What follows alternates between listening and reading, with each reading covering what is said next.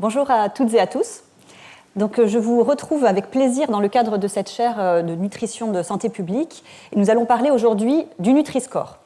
Alors, ce logo a 5 lettres, 5 couleurs, qui a été créé, développé par notre équipe de recherche. J'espère que vous l'avez tous déjà croisé sur les emballages des denrées nutritionnelles, là, au moins en France. Et nous allons aujourd'hui parler de sa genèse, des éléments qui ont motivé sa mise en place, de toute la science qu'il y a derrière ce logo, pour valider son algorithme, son format graphique, tout ce qu'il y a comme preuve scientifique de son utilité en termes d'outils de santé publique. Et puis nous aborderons aussi des aspects plus liés aux réticences que ce logo a pu susciter, et suscite encore à l'heure actuelle chez certains industriels, alors avec une corrélation en termes de spectre de couleurs plutôt chaudes de la part du portefeuille de produits de ces industriels qui ont certaines réticences. Alors ces aspects-là, nous les aborderons notamment dans le cadre du séminaire qui suivra ce cours, et nous aurons l'honneur d'accueillir le professeur Serge Herzberg pour cela. Alors on a aussi le professeur Chantal Julia qui est dans la salle et qui a réalisé énormément de ses travaux de recherche, elle et puis ses étudiants, que je vais vous présenter aujourd'hui. Alors, je pense que là, à ce stade-là de la chaire, vous avez tout de suite compris que l'alimentation, la nutrition, ce sont des facteurs de risque majeurs, facteurs de risque et facteurs protecteurs d'un certain nombre de maladies chroniques, cancer, maladies cardiovasculaires, obésité, tout un ensemble de pathologies.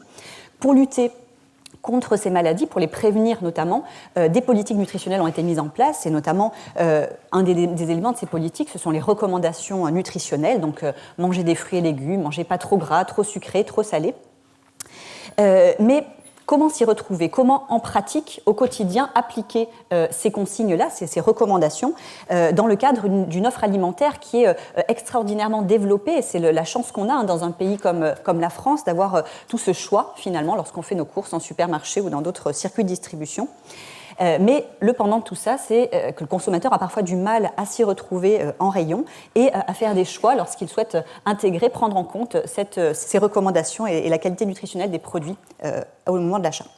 Donc, c'est d'autant plus difficile qu'à l'heure actuelle, d'après la réglementation obligatoire en Europe, c'est le règlement INCO, tout ce qui est obligatoire, c'est ce tableau de chiffres que l'on a, le plus souvent en face arrière des emballages ou parfois sur le côté, et qui va donner la teneur pour 100 grammes d'aliments en un certain nombre de constituants. Et puis on a surtout accès, en premier abord, au packaging du produit en face avant, donc à tout le marketing aussi qui environne ce produit-là, et qui renseigne de manière plus ou moins fiable sur la qualité nutritionnelle du produit.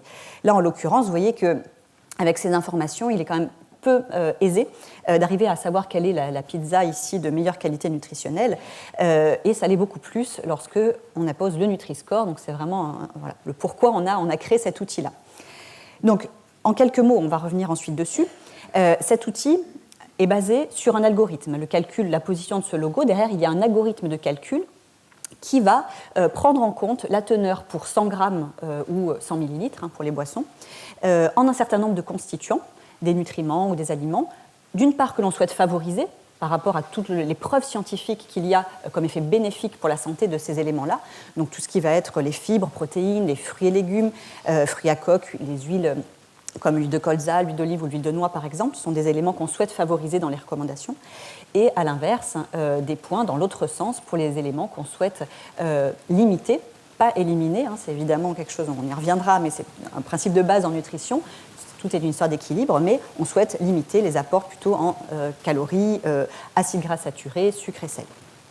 Et donc, cet algorithme-là, c'est un algorithme qui est transparent, qui est publié. Vous le trouvez très aisément sur Internet. Donc là, on a indiqué le lien d'un rapport qui vient de sortir, je vous en reparlerai également, dans lequel cet algorithme-là est rappelé. C'est quelque chose qui est transparent.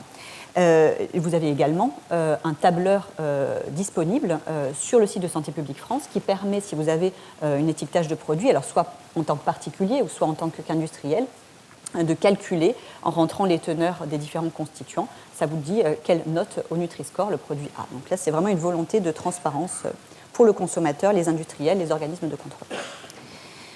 Alors, quels sont les objectifs de ce logo? Vous l'avez compris, le premier objectif, c'est vraiment d'aider le consommateur au moment de l'acte d'achat acte d'achat qui généralement dure quelques secondes. Imaginez la scène, vous ne prenez pas 1 heure pour décrypter le tableau de chiffres à l'arrière des emballages, surtout si vous avez les enfants qui font les courses avec vous, etc. Bon, voilà, il faut quand même qu'on ait une information qui soit rapidement accessible. Et donc ce logo-là permet, en un coup d'œil, de donner une idée de la qualité nutritionnelle globale du produit et de pouvoir comparer des produits dans un même rayon. C'est-à-dire lorsqu'on hésite un acte d'achat entre des produits d'un même rayon pour une même occasion de consommation, un même type de produit, et du coup d'orienter vers des choix de meilleure qualité nutritionnelle. Alors attention, premier warning, il ne s'agit pas d'un logo binaire. Le Nutri-Score ne vous dit pas ce produit est bon ou ce produit est moins bon, ce produit est mauvais.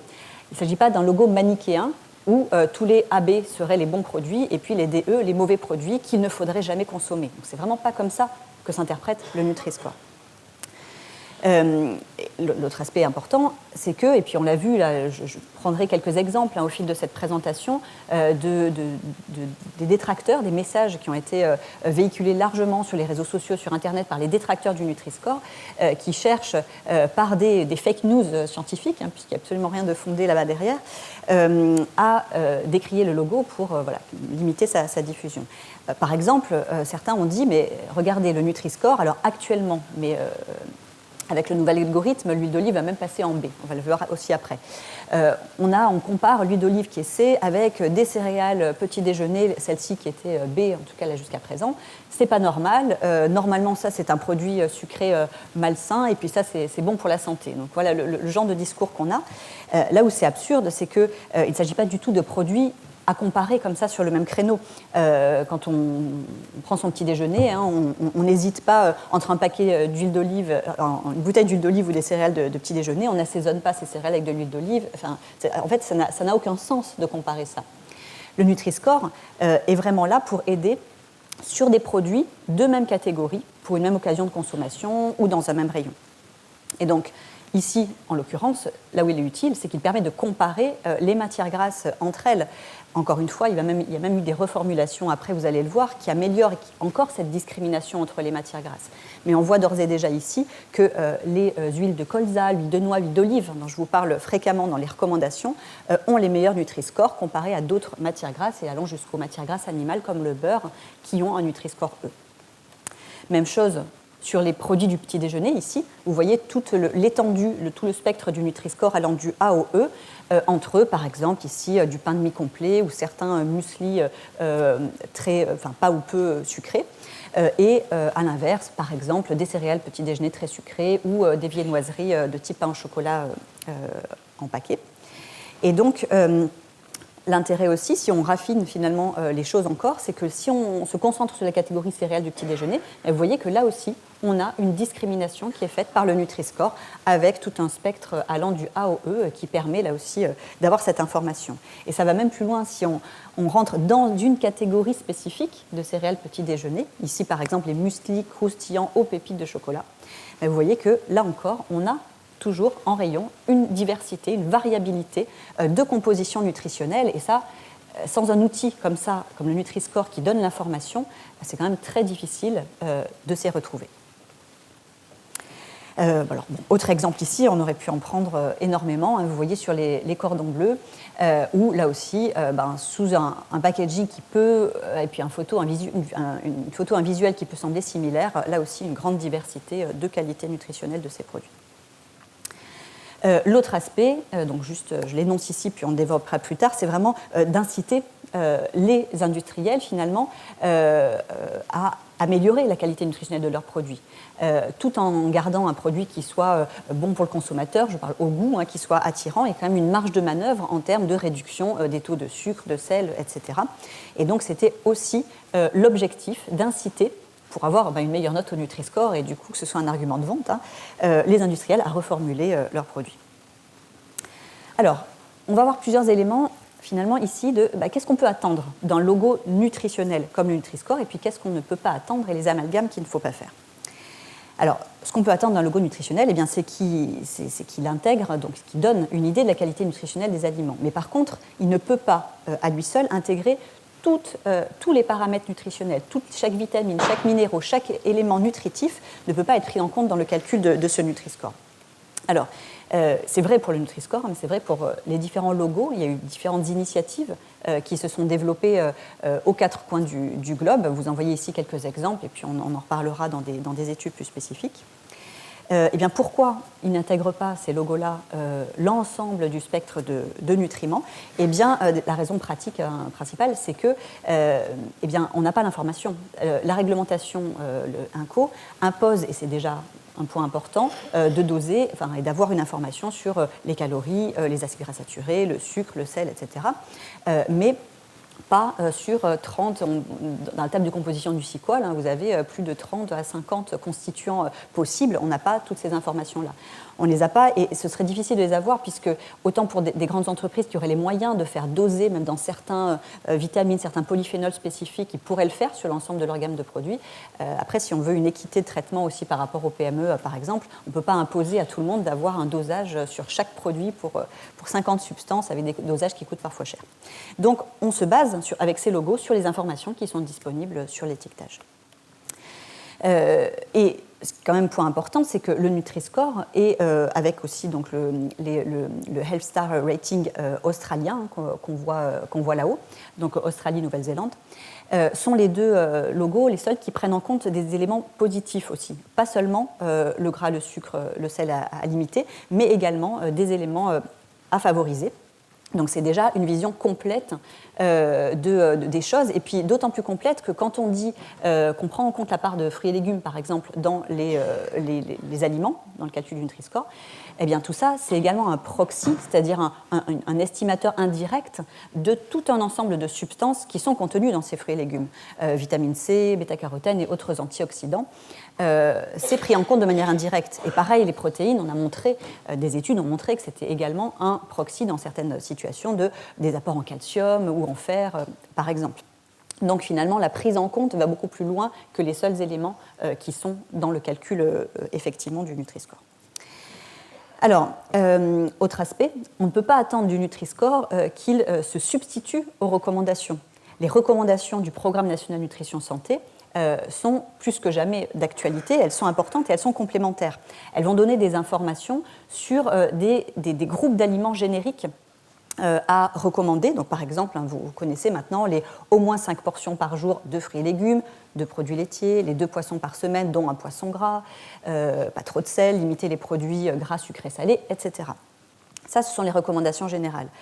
Et donc, le Nutri-Score, ce qui est intéressant, c'est qu'évidemment, et on l'a vérifié, on va le revoir, mais il y a une très bonne cohérence avec ces recommandations. Et globalement, on retrouve dans les produits Nutri-Score A, B, les aliments qui sont recommandés avec, par exemple, des légumineuses, ici, des fruits, légumes, pain complet ou poisson gras, par exemple. Et puis, on va retrouver à l'extrémité du spectre les boissons sucrées, soda, pâtes à tartiner, produits gras sucrés, salés, charcuterie, etc. Donc, on a une cohérence, évidemment, entre Nutri-Score et recommandations. Mais l'intérêt du Nutri-Score, c'est qu'il aide au quotidien à appliquer les recommandations avec la nuance, avec un degré de nuance qui est intéressant. Si on prend le poisson gras, donc quand on dit qu'il faut consommer un poisson gras par semaine, donc sardines, saumon, etc., eh bien, vous voyez ici que pour le saumon, par exemple, vous pouvez avoir du saumon frais, pas du tout transformé, donc qui ne sera pas salé au moment de la transformation. Et donc là, Nutri-Score A, mais on peut avoir différentes teneurs en sel selon le mode de transformation du produit, allant jusqu'à 3,5, par exemple, grammes de sel pour 100 grammes, ce qui est quand même très salé. Et donc là, le Nutri-Score de ce saumon ne sera pas le même. Ici, on passe en D, par exemple. Donc ça montre vraiment comment, d'une recommandation générale, on arrive au quotidien à l'appliquer de manière intelligente avec ces degrés de distinction selon, là, par exemple, ici, la transformation du produit. Pareil, alors quand on veut manger un sandwich, le mieux, là on parle beaucoup, évidemment, le Nutri-Score, c'est lorsqu'on a un emballage. Donc on parle de produits industriels avec un emballage. Le mieux, si on peut, toujours, c'est d'essayer de préparer nos aliments à la maison. Comme ça, on maîtrise la composition de ce qu'on a. On part de produits frais, de produits de fruits et légumes de saison, etc. On fait notre sandwich ici. et ce sera toujours la meilleure solution. Mais si on souhaite manger, que ce soit par manque de temps, etc., un sandwich du commerce, eh bien, c'est là que le Nutri-Score peut être utile, puisque, vous le voyez, on peut passer là du A au E avec toute la palette de couleurs intermédiaires pour cet aliment. Alors, c'est la même chose pour d'autres exemples de catégories d'aliments. Alors, ce qu'il y a de mieux, alors la compote maison, c'est mieux, mais alors, ce qui est encore mieux, c'est manger les fruits entiers, pour des raisons de satiété. Quand vous mangez une pomme, déjà, ça va vous caler, etc., alors que pour manger l'équivalent en compote, vous allez manger plus de sucre. Bon. Mais si vous voulez manger une compote et que vous ne pouvez pas la faire maison, vous voyez que là aussi, même sur un aliment qui semble relativement simple comme ça, on a une gradation, puisqu'on a après des aliments qui ne sont pas compotes au sens réglementaire, mais qui finalement peuvent être vendus dans des rayons similaires, ou en tout cas perçus par le consommateur comme équivalents d'un point de vue acte de consommation, mais on a des produits qui peuvent aller jusqu'à ajout de beurre salé, etc., qui est présenté un peu comme un petit pot de compote, et là, pour le coup, en termes de Nutri-Score, ce n'est pas du tout la même chose que juste des fruits cuits. Alors, autre point très important, beaucoup de détracteurs, vous avez peut-être vu passer des messages à ce propos, et notamment de nombreux industriels, demandent et revendiquent un Nutri-Score par portion, plutôt qu'un Nutri-Score qui soit calculé pour 100 grammes ou 100 millilitres d'aliments. Alors, pourquoi c'est une très mauvaise idée ? Eh bien, donc déjà, la réglementation européenne, toujours pareil, INCO, impose un tableau de composition pour 100 grammes ou 100 millilitres. Et pas par portion. Le par portion, c'est optionnel. Donc certains industriels ont le droit de donner cette information complémentaire, et certains le font, mais avec une portion qui, du coup, est déterminée par eux, c'est pas quelque chose qui est validé avec un texte réglementaire officiel. Et pour cause, c'est très compliqué de déterminer une portion et une portion unique, puisque elle va dépendre des besoins énergétiques des personnes notamment, et qui eux-mêmes dépendent de l'âge, de la situation physiologique, grossesse ou non, de l'activité physique, etc. Et évidemment, on ne va pas afficher autant de Nutri-Score que de situations individuelles et que de portions adaptées à chaque personne. Donc ça, c'est complètement impossible. Et donc, le problème, c'est que si on laisse, du coup, aux industriels, comme c'est le cas là, l'appréciation des portions, on risque d'avoir certaines manipulations. Et on dit ça pas de manière paranoïaque, on dit ça preuve à l'appui, puisque on le voit, si on regarde ici par exemple les céréales du petit déjeuner, souvent ce qu'on voit sur les packaging, c'est une information pour 30 grammes. La portion choisie, c'est 30 grammes. Il y a des études de consommation qui montrent en fait, par exemple chez les adolescents, que la portion plus fréquemment consommée, c'est plus 60 à 80 grammes. Je ne sais pas si vous avez déjà fait l'exercice chez vous de 30 grammes de céréales petit déjeuner, ça ne fait pas un bol, c'est plus petit que ça. Si on va plus loin en termes d'exemples, que je trouve encore plus flagrant, les barres chocolatées. Donc, il y en a certaines qui sont vendues par 2 barres dans un même sachet. Eh bien, les portions, c'est une barre. Donc, l'énergie, etc., qui est marqué sur l'emballage, c'est pour une barre. Sachant que ce ne sont pas des sachets refermables et que je vous mets au défi, parce que ces aliments sont quand même très palatables, de vous arrêter au bout d'une barre. C'est rarement ce qu'on arrive à faire. Donc, voilà, on peut penser à la tromperie à ce niveau-là. Et en plus, du coup, après, sans penser spécialement tromperie, c'est vrai que les portions varient d'un fabricant à l'autre. Quand on a regardé les pizzas, où là, pour le coup, savoir quelle est la taille, la portion d'une part de pizza, on avait vraiment des portions pouvant aller 123 grammes, 175, 200, 420 grammes. Voilà, ça reste totalement subjectif, finalement. Et puis même pour le consommateur, l'idée c'est que l'alimentation soit quand même quelque chose de naturel et qu'on n'ait pas à sortir notre balance à chaque fois pour peser ce que signifie une portion de 35 grammes de mimolette ou de 123 grammes de pizza.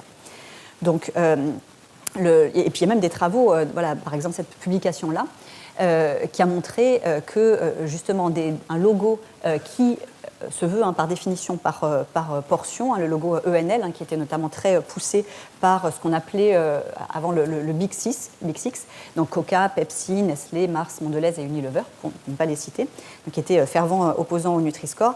Eh bien, l'utilisation de ce logo-là par portion conduisait dans des études, donc regarder l'impact que ça avait sur les choix de portions des consommateurs vers des portions plus élevées, notamment sur des catégories de produits que l'on souhaite limiter, comme par exemple les pâtes à tartiner.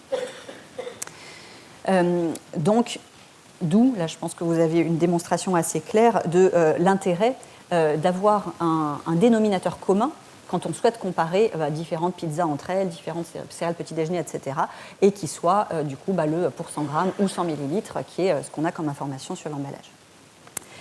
Juste 2-3 exemples assez parlants également de ce que serait le Nutri-Score si on le calculait tel qu'il est à l'heure actuelle, et puis si on le calculait, tel qu'il est à l'heure actuelle, pardon, et si on le calculait par portion tel que indiqué par le fabricant, donc soit un biscuit, soit 2 dans le sachet fraîcheur de biscuits ou autre. Et vous voyez en fait qu'on n'a pas du tout le même résultat avec un Nutri-Score beaucoup plus favorable par portion que ce qu'il n'est réellement pour un produit qui n'est que du gras, du sucre et quelques additifs ajoutés. Et puis pareil, on arriverait à des incohérences, des aberrations, quand on compare ici le Nutri-Score de ces biscuits avec celui d'un plat qui, du coup, certes, en calories par rapport à un biscuit, on a quelque chose de plus calorique, mais c'est un plat repas, donc c'est normal d'avoir un apport plus complet. Et puis c'est un plat repas qui semble relativement équilibré, donc avec des légumes, des légumineuses, des produits céréaliers, etc. Et donc on voit ici que pour un Nutri-Score calculé par 100 grammes, on a logiquement les biscuits E et puis ce plat-là qui est bien classé, et une tendance qui s'inverse complètement lorsqu'on passe au calcul par portion. Et puis, même chose ici sur cet autre exemple, mais je pense que vous avez compris la démonstration.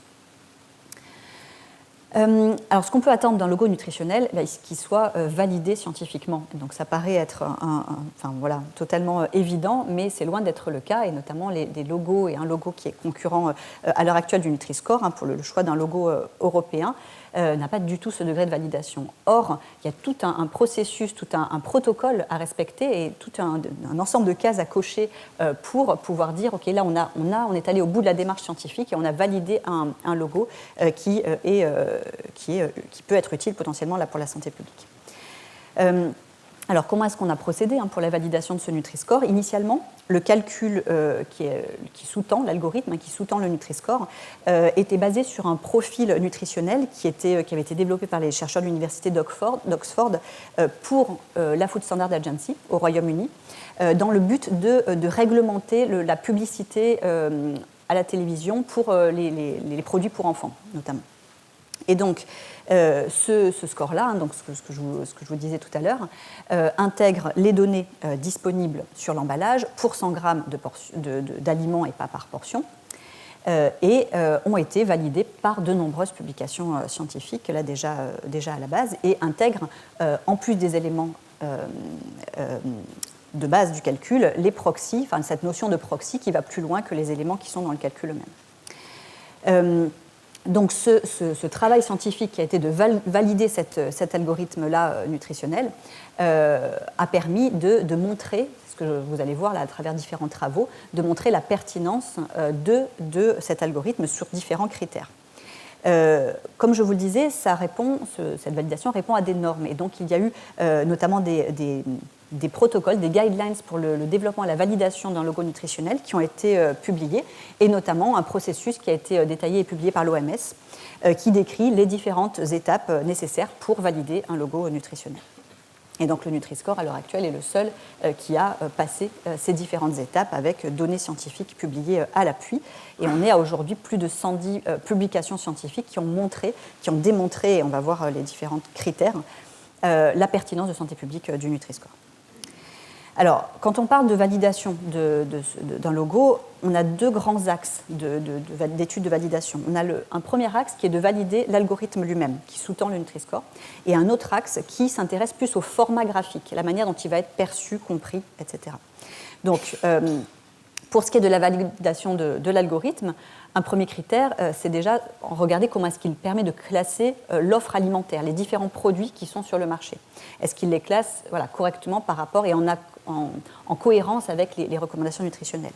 Un autre aspect, c'est lorsqu'on regarde les régimes alimentaires et la qualité nutritionnelle des régimes alimentaires et également le statut nutritionnel, donc statut sanguin en vitamine C, en d'autres constituants, des personnes, de populations d'études en fonction de leur consommation classée par le Nutri-Score, est-ce qu'on a là aussi une bonne cohérence entre meilleure qualité nutritionnelle du régime au global, du statut nutritionnel et les aliments qu'ils consomment tels que classés par le Nutri-Score.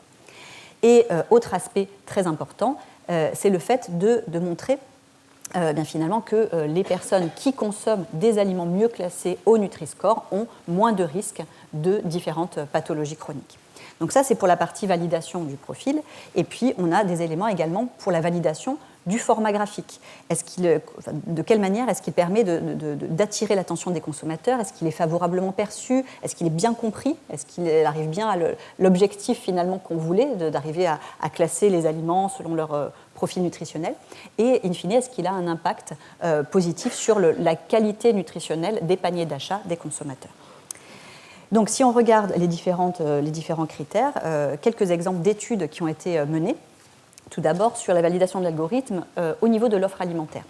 Bien là, il y a eu toute une série d'articles, de publications qui ont été conduites et qui ont permis, sur la base des données de Open Food Facts, donc on reparlera aussi d'Open Food Facts, mais juste en quelques mots, c'est une base de données collaborative, une application également, qui contient un grand nombre d'aliments de marque, à la fois au niveau français, mais également dans tout un ensemble de pays au niveau international, et qui fournit, répertorie tous les éléments que vous pouvez avoir sur l'emballage, donc sur leur composition, qui a calculé également avec l'algorithme validé le Nutri-Score. Puis voilà, ça donne aussi tout un ensemble d'autres informations. Et donc on a pu regarder sur ces bases de données dans les différents pays. Vous voyez ici en France, en Espagne, en Belgique, en Italie, Finlande, Norvège, etc., donc dans de nombreux pays, qu'on a une classification des aliments qui est globalement cohérente avec les recommandations nutritionnelles nationales. Donc on retrouve les fruits et légumes principalement classés dans les premières catégories plutôt AB, plus favorables du Nutri-Score, les produits sucrés, gras, salés principalement dans les deux dernières, etc. Donc très bonne cohérence. Et puis on retrouve bien, et c'est ce qu'on voulait aussi, une grande variabilité de la qualité nutritionnelle au sein de chaque catégorie. Autre critère, cette fois-ci, on passe au niveau de l'individu, des individus et de leur consommation alimentaire. On n'est plus seulement au niveau de la composition. Et donc, ce qu'on a pu également valider ici, dans le cadre de plusieurs travaux, dans le cadre de la cohorte Nutrinet Santé, de l'étude Suvimax également, ou de l'étude ENNS au niveau national représentatif français, c'est que la consommation d'aliments qui présentent alors les scores les plus faibles, il faut savoir que le Nutri-Score, l'algorithme qui le sous-tend, et plus il est faible, ce score-là, meilleure est la qualité nutritionnelle. Plus il va être élevé, plus le produit sera de moins bonne qualité nutritionnelle. Et donc, une consommation d'aliments avec un score FSA des aliments traduit au niveau de la diète des individus, c'est-à-dire qu'on prend en compte le score de chaque aliment consommé, et puis on pondère ce score par la quantité de chaque aliment consommé, et donc on a une moyenne finalement du score consommé par l'individu, qui est pondéré par les quantités de chaque aliment qu'il a prise. Et donc, on voit que plus ce score est favorable, donc meilleure qualité nutritionnelle, plus on a des apports, lorsqu'on calcule les apports individuels, des apports en termes de calories, d'acides gras saturés, sucres ajoutés, etc., qui vont être plus faibles, et au contraire, des apports en acides gras polyinsaturés, oméga 3, etc., fibres, vitamines et minéraux, qui vont être plus élevés.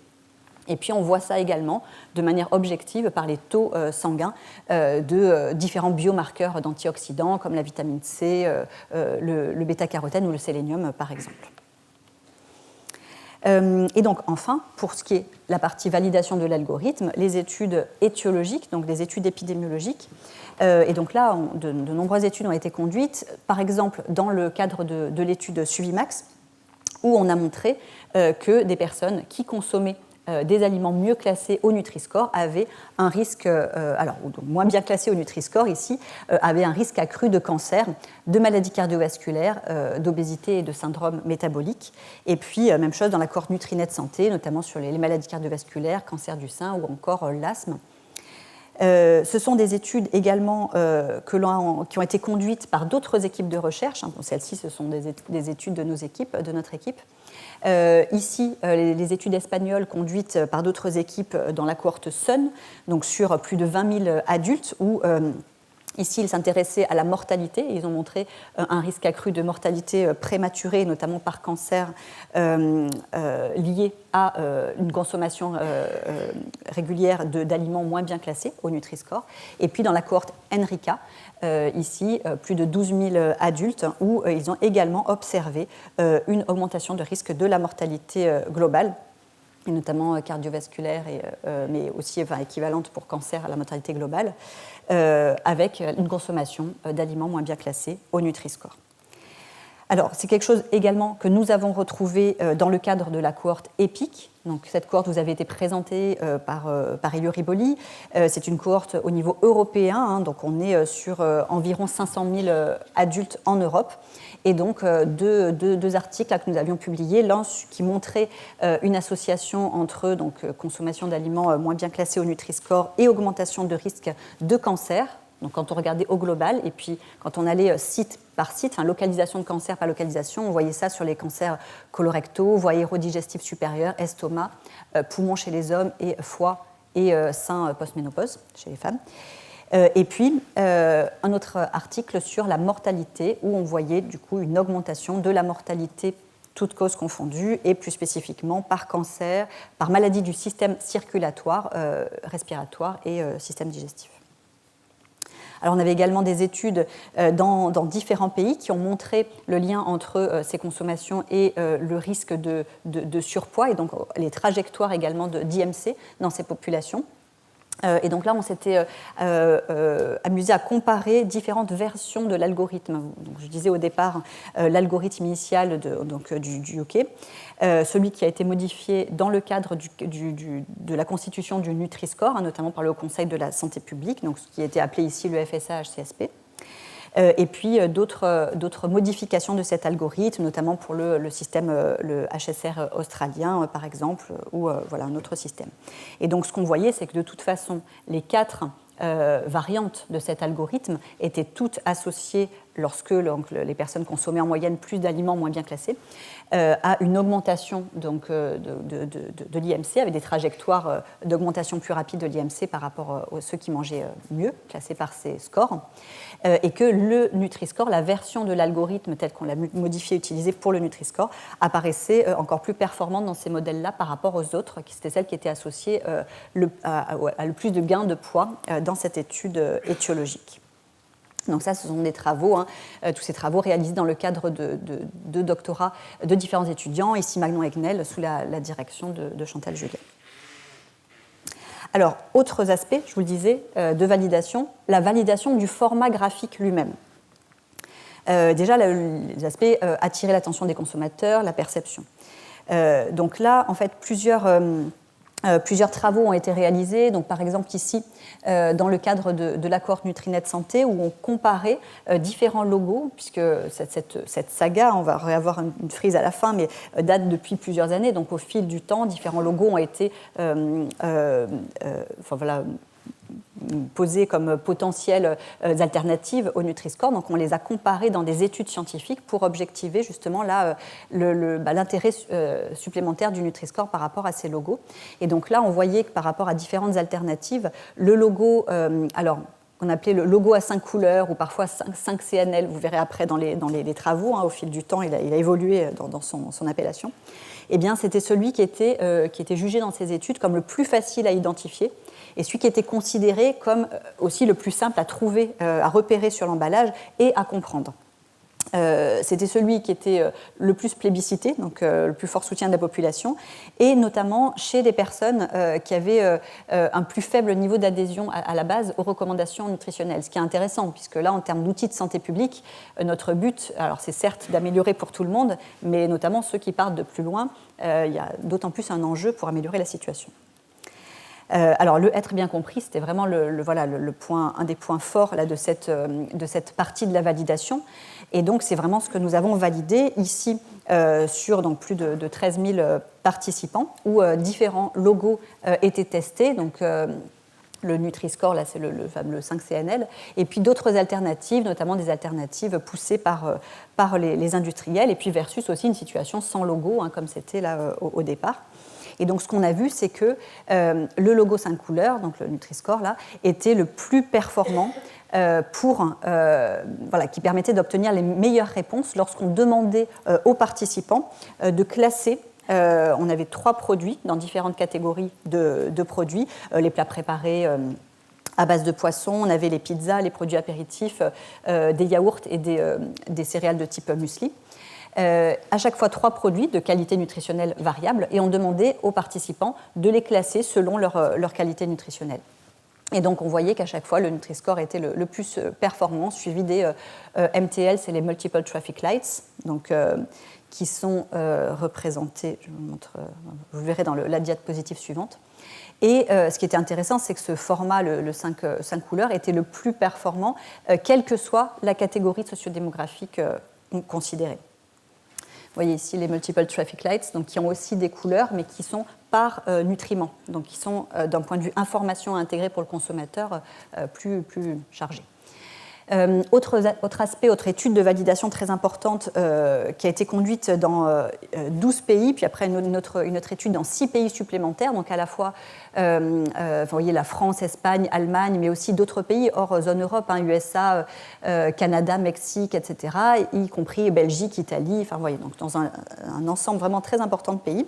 Et là, l'idée, c'était de comparer donc, entre une situation au départ sans logo, le changement de la capacité des participants à classer toujours 3 produits dans différentes catégories de produits selon leur qualité nutritionnelle, et on testait du coup sans logo versus, et puis on leur mettait un logo. Puis on avait différents groupes de population qui étaient exposés à différents logos. Et donc dans les 18 pays, pour les 3 catégories d'aliments qui avaient été testés, donc là cette fois-ci c'était les pizzas, gâteaux et les céréales petit déjeuner, eh bien, on voyait que le Nutri-Score était le plus efficace pour aider les consommateurs à classer les aliments selon leur qualité nutritionnelle. Point très important aussi, et là c'est une étude qui est sortie très récemment, en mai cette année, qui est une revue systématique sur les différents logos et leur capacité notamment leur capacité de compréhension et de classement des aliments sur leur qualité nutritionnelle. Et ce qui était intéressant ici, c'est qu'ils ont montré dans cette revue que les logos faciles à comprendre comme le Nutri-Score, et ils citaient donc Nutri-Score et les Traffic Lights, étaient ceux qui étaient le plus efficaces dans toutes les populations et notamment dans les catégories socio-économiques les plus faibles. Et donc, on abordera vraiment de manière assez détaillée la semaine prochaine ces aspects-là, notamment des inégalités sociales de santé, à travers le cours et le séminaire qui s'en suivra. Mais évidemment, c'est un des challenges que veut relever donc, cet outil de santé publique, comme la politique nutritionnelle de santé publique globalement, de réduire ces inégalités sociales de santé. Et donc là, l'intérêt de ce logo-là qui parle à ces catégories de population plus défavorisées, qui ont des profils alimentaires nutritionnels plus faibles, c'est évidemment un point fort très important. Et enfin, donc, élément important, eh bien, est-ce que ce logo-là, auquel les gens comprennent, ils classent mieux les aliments, est-ce que ça a un impact, au final, sur la qualité nutritionnelle des paniers d'achat des participants? Et ça, c'est vraiment là où on veut en arriver in fine. Et donc, c'est ce qu'on a validé dans différentes études, et notamment dans l'équipe, nous avons mis en place... Nos informaticiens ont développé un supermarché virtuel en ligne, comme si vous faisiez vos courses en ligne sur les sites, avec le Drive ou avec en livraison ou autre. Et donc, sauf que là, c'est un supermarché expérimental, on ne vous livre rien à la fin, mais vous avez participé à la recherche publique. Et donc, ce qu'on a pu tester ici, c'est là aussi les situations sans logo, le logo Nutri-Score, d'autres logos concurrents, et puis on a pu voir l'impact que ça avait sur la qualité des paniers d'achat au final. Et donc là, ces travaux-là, notamment dans le cadre de la thèse de Pauline Ducrot, encadrée par Sandrine Pénaud, ont pu mettre en évidence que ce logo, toujours le 5 couleurs, donc l'ancêtre du Nutri-Score, était le seul qui permettait de réduire significativement à la fois la teneur en lipides, en acides gras saturés, sodium, etc., du panier d'achat. C'était également le plus efficace au sein de sous-groupes de population, par âge, par niveau d'études, revenus, indice de masse corporelle et même niveau de connaissances préévaluées en nutrition.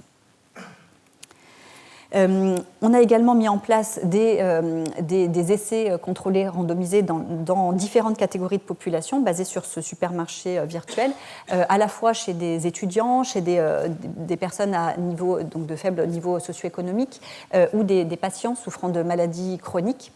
Et là aussi, donc, ce qui a été montré, c'est que dans ces 3 groupes-là, le Nutri-Score améliorait significativement la qualité nutritionnelle du panier d'achat. Le fait d'afficher aussi le Nutri-Score permettait de réduire le contenu donc en calories, acides gras saturés, sodium des paniers d'achat et conduisait également à des substitutions vers des aliments moins transformés. Donc, je veux dire, après, c'est des dimensions qui sont différentes, mais c'est quand même intéressant d'avoir aussi ce glissement vers des produits plus bruts, moins ultra transformés dans les paniers d'achat, qui est du coup un effet indirect là, qui a pu être observé dans ces essais. Et puis, étude très importante aussi, deux séries d'études qui se rapprochent des conditions réelles. Donc, une étude ici en expérimentation, en magasins expérimentaux, où on recrée des rayons de supermarchés. Donc, ça, ce sont des économistes, notamment l'équipe de Bernard Ruffieux, qui a mis en place ces faux supermarchés, mais on s'y croirait. Et pour comparer du coup l'impact de différents logos sur la qualité du panier d'achat. Et puis il y a également eu une expérimentation dans des supermarchés en vie réelle, 60 supermarchés dans 4 zones françaises, avec les tickets d'achat qui ont été collectés sur plus de 1 700 000 produits. Et qui ont testé 4 logos différents, dont le Nutri-Score. Et donc, dans toutes ces études-là, le Nutri-Score était associé à la meilleure qualité nutritionnelle des paniers d'achat in fine. Et notamment, l'impact était le plus important chez les consommateurs les moins aisés. Alors, un travail aussi intéressant, qui finalement permet de boucler la boucle, de faire le lien entre ces différents travaux. Donc, vous avez vu que des travaux qui ont montré l'impact de ce Nutri-Score sur les paniers d'achat des personnes, les études étiologiques qui avaient montré que si on mangeait mieux, c'était associé à un moindre risque de maladie. Et bien là, dans ce modèle-là, ce sont des simulations qui utilisent le modèle PRIME, qui est un modèle connu, publié, et qui permettent de chiffrer que finalement, si on introduisait le Nutri-Score sur les produits, tous ces éléments-là de recherche agrégés conduiraient à une réduction d'environ, ici c'était donc 3,4% des décès, qui pourraient être évités chaque année, donc ce qui représente 7680 décès là, en France, qui pourraient être évités chaque année grâce à cette mesure de santé publique, avec là aussi, on comparait différents logos et des performances plus faibles des autres logos testés dans ce modèle-là.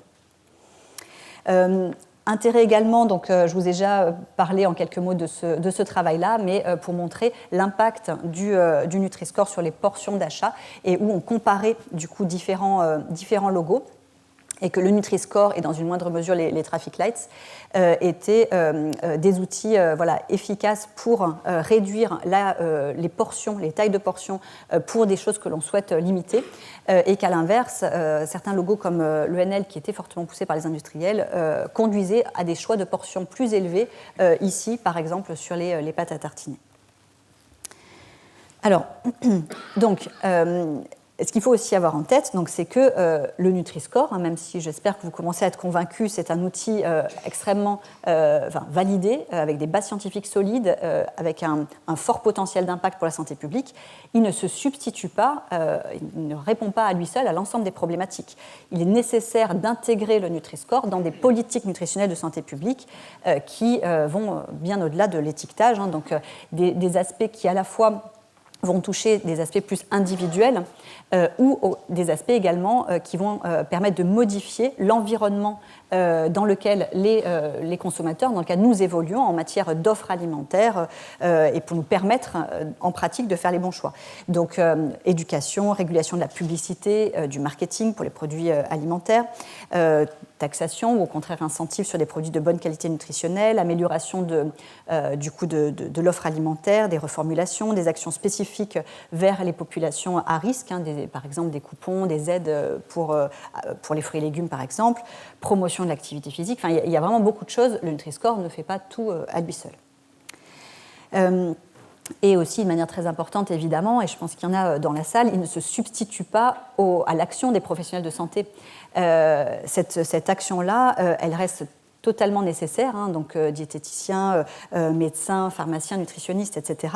L'idée, c'est plus qu'ils s'approprient finalement cet outil, le Nutri-Score, dans les conseils qui peuvent être donnés, les astuces, les aspects pratiques au quotidien qui peuvent être donnés à leurs patients pour essayer de tendre vers une alimentation plus favorable à la santé. Et donc évidemment, il doit être accompagné par toute une pédagogie, toute une communication pour expliquer, comme je le fais là, un peu de comment est-ce qu'il doit être utilisé et ce à quoi il ne se substitue pas et comment il ne faut pas l'interpréter. Donc, il doit être également, donc ce logo-là, il faut voir qu'on le développe à un instant T, et vous avez pu le percevoir au travers des différents travaux de recherche. Hein, dont, parfois, je vous présente des travaux de recherche qu'on vient de sortir et qui ne sont même pas encore publiés dans le cadre de cette chaire. Vous imaginez bien que dans 1 an, 5 ans, 10 ans, les connaissances en nutrition auront évolué, et donc il est nécessaire de faire évoluer de manière périodique ce logo pour intégrer les nouvelles connaissances, les nouveaux apports de la science en matière de nutrition et impact sur la santé. Et donc, dans cette optique-là, et dans le cadre de la gouvernance transnationale, hein, puisque donc, plusieurs pays, on va les lister, ont adopté le Nutri-Score, pas uniquement la France, il y a une gouvernance qui réunit les différents pays qui l'ont adopté et un comité scientifique international avec des représentants de chaque pays qui a été mis en place pour réfléchir à quelles modifications apporter au Nutri-Score pour intégrer le plus finement possible les dernières avancées de la science. Et donc, ce comité était présidé par Chantal Juliat, là, jusqu'à présent, et a permis de publier l'été dernier des modifications de l'algorithme pour les aliments solides. Et puis cette année, là, ça vient vraiment de sortir là, au printemps 2023, des modifications pour les boissons. Et puis, voilà, ça ne s'arrête pas là. Hein. L'idée, c'est d'avoir un comité, alors peut-être tous les 3 ans, à voir pour la périodicité, et des réflexions, par exemple, dans le futur, comment intégrer d'autres dimensions, éventuellement sur la transformation ou autre. C'est des choses qui pourront qui seront à l'étude dans le futur. Alors, pour ce qui est en quelques mots, les modifications de l'algorithme pour les aliments solides, qui a donc été publié l'été dernier. Donc l'idée, c'était vraiment de permettre une meilleure classification sur les poissons gras, donc qui soient mieux reconnus comme des aliments bons pour la santé, encore une fois, ceux qui ne sont pas ultra salés, etc. Une meilleure discrimination aussi sur les matières grasses, les huiles végétales mieux classées, sur tout ce qui est produits céréaliers, avec les pains complets, riches en fibres, etc., mieux classés, puis les produits, les pains de mie blancs, etc., moins bien classés. Une pénalisation plus importante sur le sucre et le sel pour les produits sucrés et salés. Et puis également meilleure discrimination au niveau du groupe des produits laitiers, entre les produits laitiers sucrés, entre les différents types de fromages, etc. Alors, un exemple ici d'un travail qui est en cours, qui illustre les différences qu'on peut avoir entre l'ancien et le nouvel algorithme, qui permettent ici de mieux classer, vous voyez, les pains de mie blancs, qui d'un point de vue nutritionnel ne sont pas vraiment très intéressants, il n'y a pas de fibres notamment, ou peu de fibres à l'intérieur, et qui étaient plutôt dans les AB, et qui vont, avec le nouvel algorithme en gris clair, passer plutôt là dans les C, et puis au contraire les pains de mie complets qui vont gagner du côté qui vont être mieux classés avec l'algorithme révisé. Alors, on a également les céréales petit déjeuner, dont certaines, et ça a fait pas mal couler d'encre aussi chez certains détracteurs, certains, et alors parfois, pas tout le temps, mais ils se débrouillaient pour avoir une meilleure note. Alors parfois, ils enlevaient effectivement du sucre, etc. Mais parfois aussi, ils rajoutaient des fibres derrière, de manière plus ou moins artificielle. Bon, il y a eu là un travail qui a été fait dans les reformulations pour pénaliser les produits sucrés, dont les céréales petit déjeuner sucrées comme celles-ci font partie. Et donc, on voit ici que certaines, comme les 3 premières qui étaient classées A, du fait de leur teneur en sucre, vont passer à C. Et puis celles qui étaient ici C vont passer à D, là pour les plus sucrées et grasses. Et finalement, seules vont rester A ou B, celles qui sont finalement peu sucrées, effectivement. Sur les matières grasses également, les huiles de colza, de noix, là, vont passer à B. L'huile de tournesol va passer de D à C. Et puis, notamment, les autres huiles végétales, le beurre resteront inchangés avec un E là pour le beurre toujours. Pour ce qui est des boissons, donc vraiment les modifications qui viennent de sortir, on a donc les laits demi-écrémés et crémés qui seront classés en B, le lait entier en C, par la teneur en acides gras saturés. Les boissons lactées sucrées, là on n'en aura plus dans les catégories A ou B, comme ça avait pu être le cas pour certaines à l'heure actuelle. Elles seront principalement D ou E. Sauf celles qui sont à plus faible teneur en sucre. On peut avoir des C là aussi, c'est vraiment lié à ces paramètres nutritionnels. Et de même dans tout ce qui est boissons fermentées à base de lait, des yaourts à boire aromatisés, etc., qui seront plus en A et qui seront dans différentes catégories en fonction de leur teneur en sucre notamment. Pour ce qui est des boissons, en fait, ce qui était l'objectif vraiment de ces modifications, c'est que seule l'eau, qui est la seule boisson recommandée à volonté, soit classée A, et qu'après, on ait une gradation, et notamment selon la teneur en sucre des produits, et donc avec également une pénalisation des boissons édulcorées pour qu'elles ne soient pas perçues comme une alternative aux boissons sucrées, donc conformément notamment à ce que recommande l'ANSES, de ne pas considérer ça comme une alternative au quotidien. Et donc, elles vont se retrouver là dans la catégorie C, voire D ou E, pour celles qui associent aussi du sucre en même temps. On restera de toute façon dans les D ou E sur les boissons sucrées qui étaient déjà mal classées initialement. Alors, dans les perspectives aussi auxquelles on réfléchit dans l'équipe, je vous l'ai déjà abordé, mais je vous fais ce rappel parce que c'est quelque chose qui est très important. Quand on pense impact sur la santé des aliments, on doit penser en 3 dimensions. On a la dimension nutritionnelle, et c'est ce que permet de scorer le Nutri-Score. On a la dimension des additifs alimentaires, du procédé de transformation, ultra-transformation, donc on a eu tout un cours et séminaire à ce propos-là. Et puis on a la dimension des contaminants environnementaux, des pesticides, c'était l'objet du séminaire de la semaine dernière. Et tout cela, finalement, ces 3 dimensions sont certes liées entre elles. On a, par exemple, une majorité de produits ultra transformés, de produits qui sont classés D, E au Nutri-Score qui vont être ultra transformés, et inversement, on a peu de produits ultra transformés dans les catégories A ou B du Nutri-Score. Donc il y a quand même une corrélation entre les deux, évidemment, mais ce sont quand même 2 dimensions qui sont complémentaires. Et donc, l'idée, c'est de se dire comment est-ce qu'on peut, alors sur le côté pesticides, on l'a vu, il y a le logo bio, notamment, qui remplit bien ses objectifs-là pour ce volet-là, mais comment est-ce qu'on peut améliorer le Nutri-Score en ajoutant ici, par exemple, un élément graphique qui permet de prendre en compte cette littérature scientifique qui commence à s'accumuler très nettement, qui montre des liens entre aliments ultra-transformés et augmentation de risque de maladies chroniques, comme on a pu le voir. Et donc, on a voulu tester, dans le cadre d'un essai randomisé dans Nutrinet Santé, la position d'un cadre noir autour du Nutri-Score qui serait mis pour les aliments ultra transformés et qui ne serait pas mis pour les aliments qui ne le sont pas. Et donc on a pu tester l'impact de ce nouveau logo versus une situation sans logo sur la capacité des participants dans un essai randomisé dans Nutrinet à classer un certain nombre d'aliments selon toujours la qualité nutritionnelle, comme le fait le Nutri-Score à la base, mais aussi discriminer ceux qui sont ultra transformés de ceux qui ne le sont pas. Et donc on a montré évidemment que ce logo avait un impact très intéressant potentiellement sur ces 2 dimensions-là.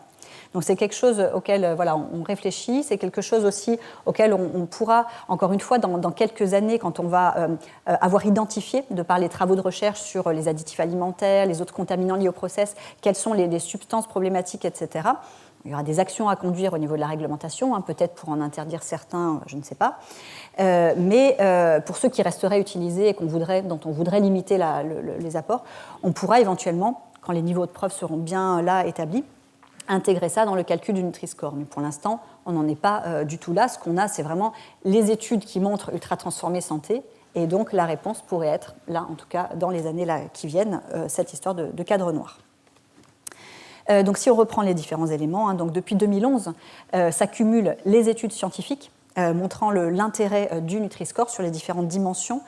Ces études scientifiques, du coup, ont été soutenues et donc pris en compte dans le cadre d'expertise par les différentes agences sanitaires, donc Santé publique France, ANSES, le Conseil de la santé publique.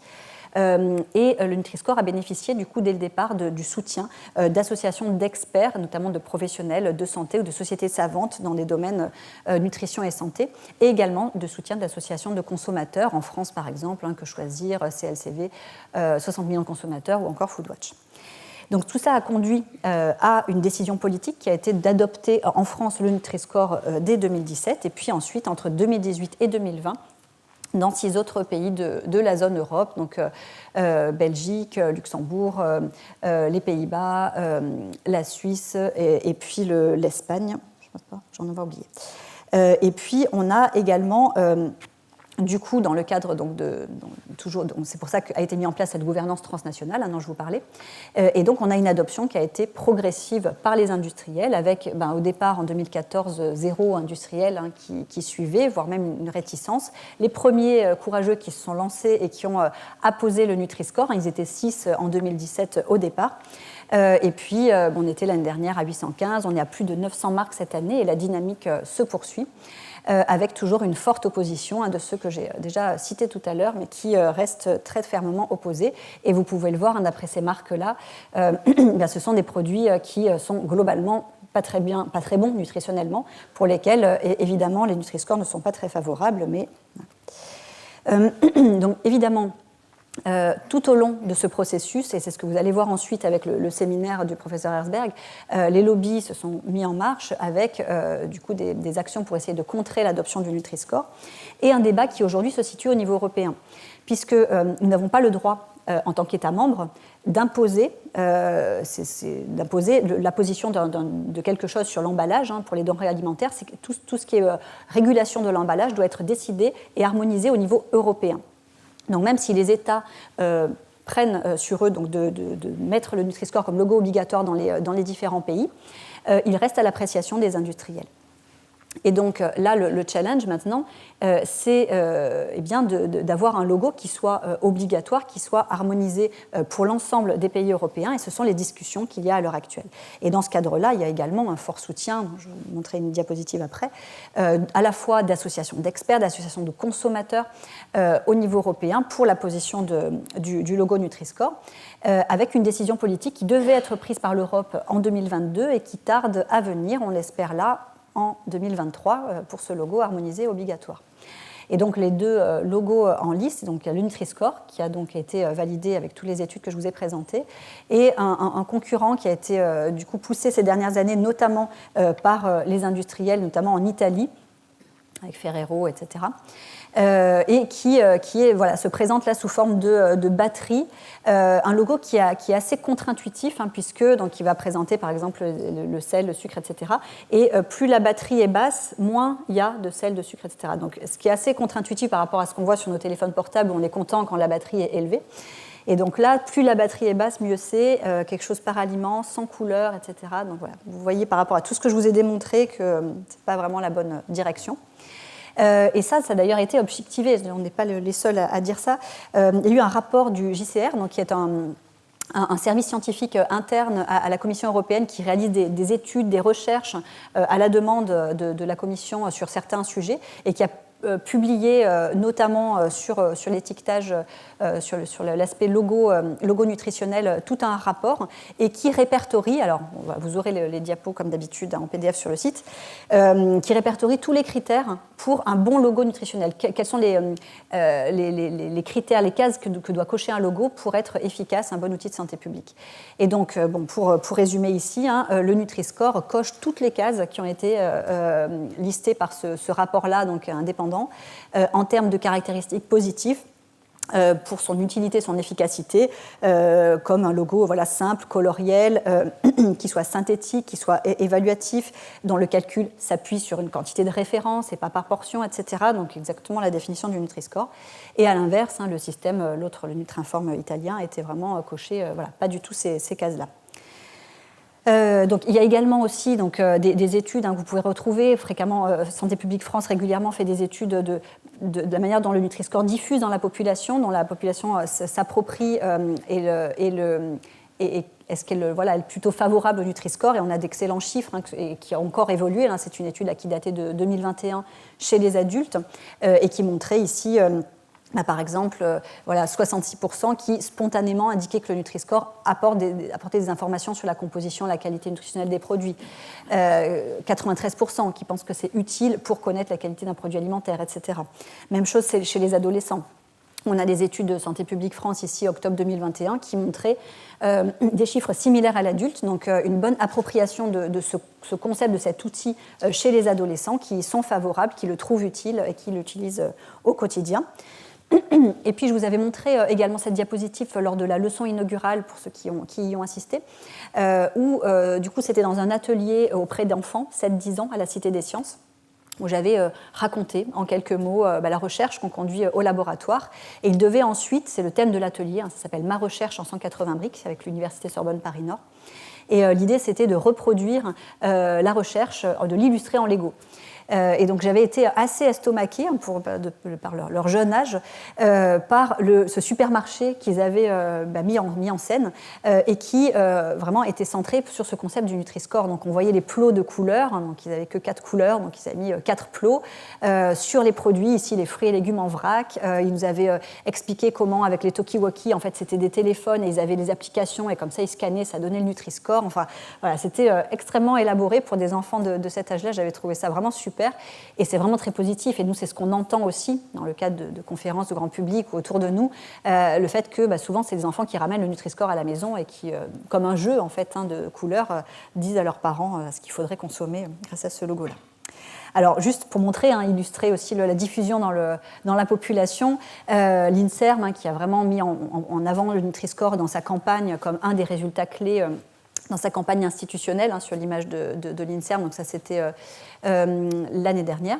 Et puis cette année, le Nutri-Score qui fait son entrée parmi les 150 nouveaux mots introduits au dictionnaire. Donc on a la définition du Nutri-Score là, qui pourrait être encore un petit peu améliorée, détaillée, mais enfin en tout cas, c'est quand même un signe très important de la diffusion de cet outil dans la population. Et donc, je vous disais également, l'autre objectif de ce logo, c'est vraiment d'agir sur l'offre alimentaire, que l'offre autour de nous change. Et donc, on voit ici, que ce soit en France, en Espagne, des études qui ont montré qu'on allait dans le bon sens avec un recul sur le marché des produits E, et au contraire, une progression des ventes de produits A, donc très positif dans ces deux pays-là. Des industriels qui s'engagent aussi pour des reformulations, depuis déjà quelques années pour Intermarché, qui s'était engagé donc à reformuler pour afficher, pour aller vers des produits plutôt de A, B, C et suppression de certains additifs aussi sur l'autre dimension. Bonduelle, pareil, qui œuvrait pour la réduction des acides gras, du sel, etc. Même chose ici chez Donna. Donc on a certains industriels qui se sont saisis, aussi dans un intérêt économique pour vendre leurs produits, mais en tout cas on va dans la même direction et dans la bonne direction de ces arguments-là, du Nutri-Score, comme finalement d'un argument pour améliorer les produits et ensuite vendre des produits plus vertueux. Et donc il y a un article dans l'UFC Que Choisir de ce mois-ci, mai 2023, qui fait le point d'ailleurs sur ces impacts positifs sur le marché, sur les ventes et les reformulations des différents produits, et qui conclut quand même qu'effectivement c'est loin d'être bénéfique sur l'ensemble, puisque tous les aliments qui n'ont pas apposé le Nutri-Score restent tout, il n'y a pas de reformulation, c'est toujours aussi gras, sucré, salé, et que voilà. Et donc, comme je vous disais, ça peut être aussi utilisé comme un argument de vente, du moment qu'on va dans le même sens pour la santé du consommateur au final, là, où il y a des promotions, par exemple, qui sont basées promotions sur les produits mieux classés au Nutri-Score, donc c'est quelque chose qui est plutôt positif. Donc, je vous le disais à l'heure actuelle, là, on est après toute cette saga, on est dans plusieurs challenges à l'heure actuelle. Il y a déjà d'essayer d'étendre, et ça a été acté, on travaille à la mise en œuvre, et notamment le ministère de la Santé penche sur cette question, au Nutri-Score en restauration collective, également sur les aliments en vrac dans les supermarchés, les fruits, légumes, les céréales en vrac, etc. Et puis, on a vraiment cette bataille-là au niveau européen avec, on l'espère, un choix qui se fera sur la base de la santé des consommateurs, de l'intérêt des consommateurs, et pas sur la base dictée donc, par des intérêts économiques de certains opérateurs ou des États membres qui défendent ces opérateurs-là. Je pense par exemple à l'Italie, l'extrême droite italienne, mais pas que. Ça a diffusé aussi dans pas mal de milieux. Alors que, quelques éléments, et je pense que du coup, Serge Herzberg reprendra aussi les pour et contre Nutri-Score, mais on a un soutien vraiment extrêmement important de la communauté scientifique internationale, des scientifiques individuels qui, partout dans le monde, s'engagent pour soutenir le Nutri-Score, et également des sociétés savantes des professionnels de santé qui s'engagent et qui demandent que le Nutri-Score devienne obligatoire, des institutions reconnues également comme le Centre international de recherche contre le cancer, qui avait publié en 2021 un argumentaire pour demander à ce que le Nutri-Score devienne obligatoire en Europe. Pareil ici de l'European Heart Network ou encore l'European Public Health Alliance, l'EUFA. Ou le BUC, donc l'association de consommateurs au niveau européen, qui avait écrit cette lettre commune à la Commission européenne, là ici qui date de décembre dernier, décembre 2022, ou encore plus récemment un courrier, pareil à la Commission européenne de l'EUFA, qui s'inquiétait de voir l'Europe prendre tant de temps pour prendre cette décision qui s'imposait d'adopter ce Nutri-Score validé comme obligatoire pour la santé des consommateurs en Europe. Donc vous retrouverez tous ces éléments scientifiques, toutes les études que je vous ai montrées, tout ce qui a été présenté là, dans le cadre d'un rapport qui a été publié là tout récemment, qui est co-signé par 320 scientifiques au niveau international, et pas qu'en Europe, aussi des Néo-Zélandais, Australiens, Japonais, Chinois, Brésiliens, etc., avec le lien du rapport qui est indiqué ici. Là, je ne reviendrai pas du coup sur les pour et contre parce que je pense que ça va être abordé tout à l'heure très bien et que cet aspect lobby va être abordé également. Mais voilà, pour ceux qui ne regarderaient que le cours super article du Monde, le livre de Serge Herzberg, donc Manger tais-toi, un nutritionniste face au lobby agroalimentaire, qui détaille vraiment toute cette saga. Donc c'est vraiment passionnant. Et puis une étude qui vient de sortir également, qui montre, je vous avais montré en leçon inaugurale, les biais sur boissons sucrées et certains outcomes de santé en fonction du financeur. Là, on a la même chose qui est en train de sortir là, sur le Nutri-Score avec une revue systématique, donc très intéressant. Et puis quelques ressources pour conclure. Alors, toutes les études, à chaque fois qu'une nouvelle étude sort, vous la trouvez, elle est répertoriée sur le site du ministère de la Santé, sur le Nutri-Score, sur le site du ministère de la Santé. Vous avez également sur le site de Santé publique France les aspects liés à la mise en œuvre pratique, puis le tableur de calcul, etc. Et puis vous avez le blog Nutri-Score, le Nutri-Score blog, sur lequel vous allez trouver tout un ensemble de ressources très intéressantes, à la fois des articles en français, anglais, espagnol, si vous avez des collègues qui vous les diffusez au niveau international, qui font le point sur l'avancée des connaissances, sur lorsque sort un nouveau rapport, ou bien lorsqu'il y a une montée de fake news sur un sujet, sur Nutri-Score, c'est l'occasion de démentir avec ces articles courts et grand public certaines informations. On a également des vidéos didactiques qui sont publiées et puis des fiches de synthèse, donc là aussi qui donnent des informations clés en un coup d'œil sur le Nutri-Score. Des informations que vous avez aussi sous d'autres formes sur le site de Santé publique France, évidemment. Et puis pour ceux qui souhaiteraient soutenir l'adoption comme outil obligatoire et harmonisé en Europe du Nutri-Score, eh bien vous avez la pétition sur change.org que vous pouvez retrouver en tapant Nutri-Score sous Change, vous allez la trouver. Donc je conclurai par des remerciements. Remerciements très chaleureux évidemment au niveau de l'équipe, donc professeur Serge Herzberg, professeur Chantal Julia et puis docteur Pilar Galán. Tout particulièrement, et puis également les autres collègues, à la fois chercheurs, chercheuses et doctorantes et doctorants, qui ont vraiment participé à ces travaux-là. Et puis toute notre équipe opérationnelle derrière, au niveau informatique, diététique, statisticien, etc., et puis l'administratif aussi. Petit clin d'œil et merci aussi à la famille Courtois et puis à Nutri-Marketing pour tout ce qui est les vidéos, les outils de communication qui nous ont vraiment gracieusement et très habilement aidés à construire. Et puis à tous nos collaborateurs et puis les autres scientifiques au niveau international qui œuvrent pour aller dans la bonne direction en matière d'information et de transparence pour le consommateur. Donc on retrouve tout de suite le séminaire du professeur Serge Herzberg. On sera à la fin donc pour les questions, donc tous les deux, plus Chantal Julia, pour répondre si vous en avez. On prendra toutes les questions à la fin. La semaine prochaine, on se retrouvera pour parler, voir comment est-ce qu'on articule ce continuum entre la recherche, la surveillance, la promotion de la santé pour la santé publique et pour améliorer la santé des populations et réduire les inégalités sociales de santé. Et on aura la chance d'avoir Sandrine Lioré et Benjamin Cavalli qui vont nous présenter un essai randomisé qu'ils mettent en place pour réduire ces inégalités sociales de santé sur les 1000 premiers jours de vie, donc chez les parents et enfants. Et puis, il ne me reste plus qu'à vous remercier pour votre attention.